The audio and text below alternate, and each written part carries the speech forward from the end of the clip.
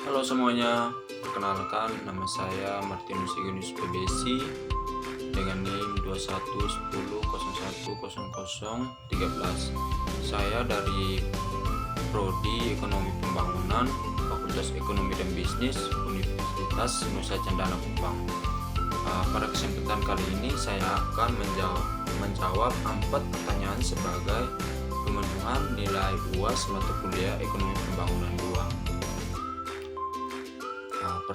Pertanyaan yang pertama, Bagaimana pendapat Anda tentang theories of underdevelopment? pendapat saya mengenai theory of underdevelopment. Menurut saya negara-negara berkembang yang memaksakan diri untuk mencapai kemajuan dengan melakukan modernisasi walaupun tidak akan dapat sepenuhnya mengikuti pembangunan negara-negara maju, sehingga menimbulkan adanya ketergantungan dan keterbelakangan bagi negara tersebut.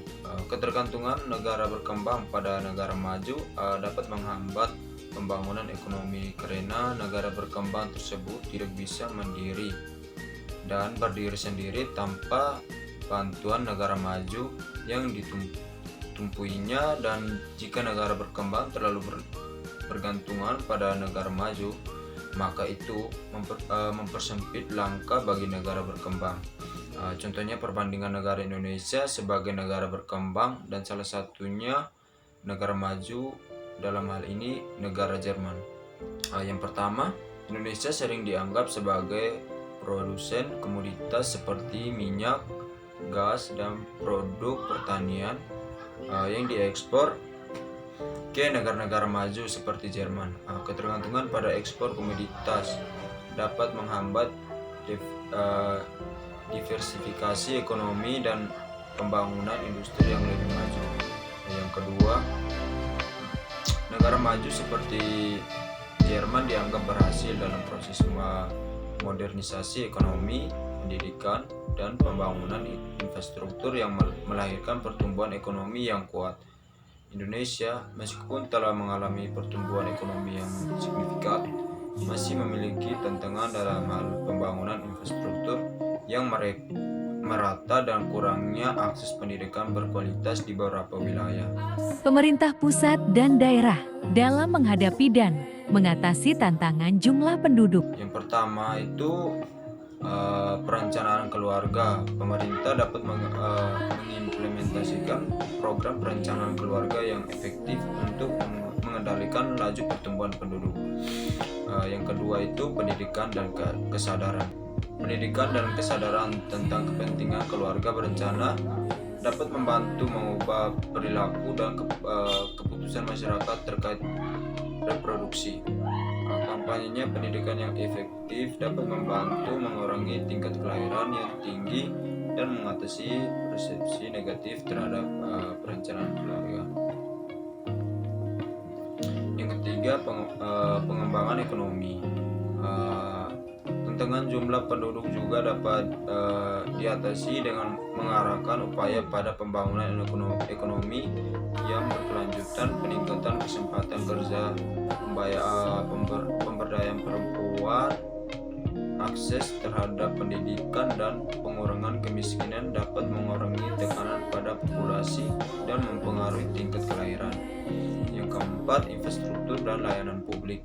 Pertumbuhan populasi yang cepat memerlukan perencanaan dan pengembangan infrastruktur yang tepat, seperti perumahan, transportasi, air bersih,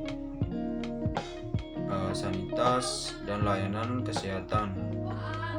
Pemerintah pusat dan daerah harus bekerja sama untuk memastikan bahwa kebutuhan dasar pendudukan terpenuhi secara memadai. Yang kelima, distribusi regional yang seimbang. Terkadang penyebaran yang tidak seimbang dari populasi antara daerah perkotaan dan pedesaan dapat menyebabkan ketimpangan dalam akses terhadap sumber daya dan layanan. Pemerintah dapat menerapkan kebijakan yang mendorong redistribusi populasi dengan mempromosikan pertumbuhan ekonomi di daerah pedesaan dan mengurangi tekanan pada daerah perkotaan yang padat. Contoh kasus yang dihadapi pemerintah dalam mengatasi jumlah penduduk. Yang pertama itu pertumbuhan penduduk yang cepat. Pemerintah sering menghadapi tantangan dalam mengelola pertumbuhan penduduk yang cepat.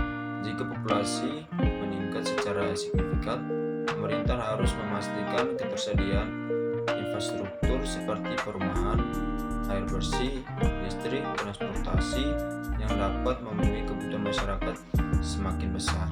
Yang kedua, urbanisasi yang tidak terkendali.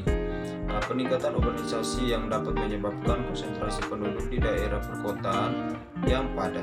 Pemerintah perlu menghadapi tantangan dalam menyediakan layanan publik yang memadai seperti pendidikan, perawatan kesehatan, dan lapangan kerja. Infrastruktur perkotaan termasuk transportasi dan sanitas juga perlu ditingkatkan untuk mengakomodasi pertumbuhan penduduk yang cepat.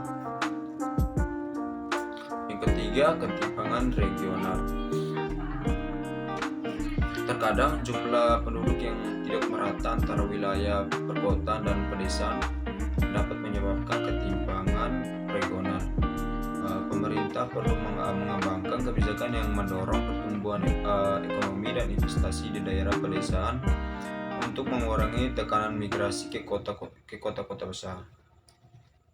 Yang keempat, perencanaan keluarga dan kebijakan kelahiran. Pemerintah sering berupaya mengendalikan pertumbuhan penduduk melalui program perencanaan keluarga dan kebijakan kelahiran. Tantangan di sini termasuk meningkat kesadaran masyarakat tentang pentingnya perencanaan keluarga, memastikan akses yang mudah terhadap metode kontrasepsi, dan menangani isu-isu budaya atau agama yang mungkin mempengaruhi penerimaan kebijakan tersebut. Yang kelima itu penuaan penduduk. Jika populasi suatu negara menua, pemerintah dihadapi pada tantangan dalam menyediakan layanan kesehatan dan jaminan sosial bagi populasi yang lebih tua. Hal ini dapat melibatkan penyesuaian kebijakan kesehatan, pensiun, dan perawatan jangka panjang untuk mengatasi kebutuhan khusus yang terkait dengan pemenuhan penduduk. Permasalahan-permasalahan yang dialami Indonesia menyangkut pertumbuhan ekonomi, kemiskinan, dan distribusi pendapat. Yang pertama itu pertumbuhan ekonomi yang tidak merata. Meskipun Indonesia telah mencapai pertumbuhan ekonomi yang signifikan dalam beberapa dekade terakhir, pertumbuhan tersebut tidak selalu merata di seluruh wilayah. Daerah-daerah perkotaan cenderung mengalami pertumbuhan yang lebih cepat daripada daerah pedesaan, sehingga kesenjangan antara kota dan desa semakin melebar. Hal ini menyebabkan sebagian besar manfaat pertumbuhan ekonomi hanya dinikmati oleh sebagian kecil masyarakat, sementara sebagian besar penduduk masih mengalami keterbatasan ekonomi. Yang kedua, kemiskinan dan ketimpangan pendapatan. Meskipun terdapat penurunan angka kemiskinan di Indonesia, masalah kemiskinan masih menjadi tantangan yang signifikan. Jutaan penduduk masih hidup di bawah garis kemiskinan, dan kesenjangan pendapat antara kelompok masyarakat kaya dan miskin harus bertambah. Ketimpangan pendapatan yang tinggi menghambatkan mobilitas sosial dan mempengaruhi yang ketiga itu ketidaksetaraan akses terhadap pendidikan dan keterampilan. Ketidaksetaraan dalam akses pendidikan dan keterampilan menjadi hambatan dalam mencapai pertumbuhan ekonomi yang inklusif. Masih terdapat kesenjangan pendidikan antara daerah perkotaan dan pedesaan, serta antar kelompok sosial ekonomi yang berbeda. Kualitas pendidikan juga menjadi isu penting yang perlu diperbaiki agar masyarakat dapat memiliki keterampilan yang relevan dengan tuntutan pasar kerja. Yang keempat, ketimpangan infrastruktur. Ketimpangan infrastruktur antara wilayah perkotaan dan pedesaan serta antar pulau-pulau di Indonesia menyulitkan distribusi pendapatan dan akses ke layanan dasar seperti transportasi, kesehatan, dan listrik. Kurangnya infrastruktur yang memadai di beberapa daerah membatasi pertumbuhan ekonomi di wilayah tersebut dan memperburuk kesenjangan ekonomi. Kesempatan kerja di Indonesia dan Nusa Tenggara Timur.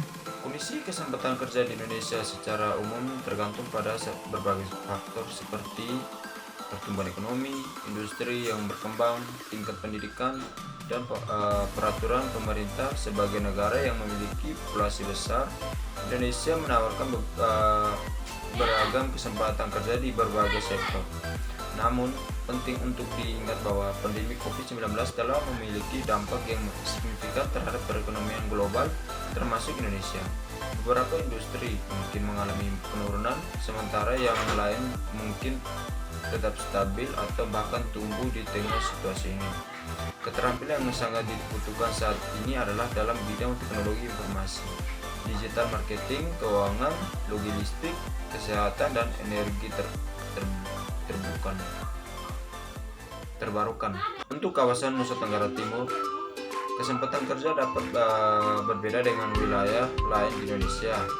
Adalah provinsi yang terletak di bagian timur Indonesia dengan sektor ekonomi yang didominasi oleh pertanian, perikanan, pariwisata, dan industri kreatif. NTT juga memiliki potensi pengembangan energi terbarukan seperti energi surya, yang energi angin. Pariwisata juga menjadi salah satu sektor yang menarik di NTT dengan keindahan alam yang menawarkan potensi bagi pekerjaan di bidang pariwisata seperti pemandu wisata, manajemen hotel, dan usaha kuliner. Contoh kesempatan kerja yang umum di Indonesia beserta alasannya. Yang pertama itu pendidikan. Terdapat kesempatan kerja di sektor pendidikan sebagai guru atau dosen di berbagai tingkat pendidikan, mulai dari TK hingga perguruan tinggi. Contohnya sebagai seorang guru bahasa Inggris di sekolah internasional atau dosen di perguruan tinggi yang mengkhususkan diri dalam bidang tertentu.